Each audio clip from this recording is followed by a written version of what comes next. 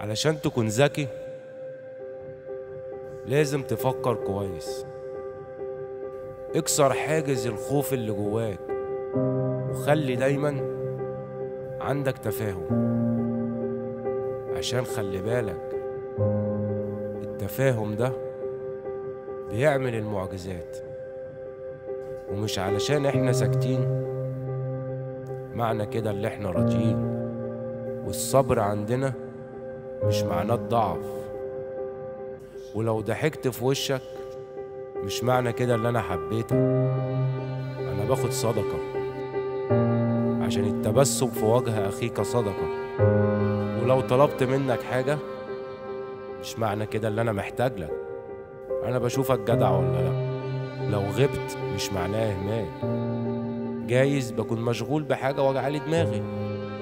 ودايما انا حذر، مش معنى كده اللي انا خايف، ما بنخافش غير من ربنا.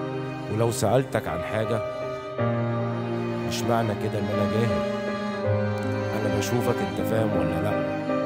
ودايما متسامح، مش معنى كده ان انا عاجز، بس دايما بنقول وهي شوية مراحل عشان نوصل للقمة.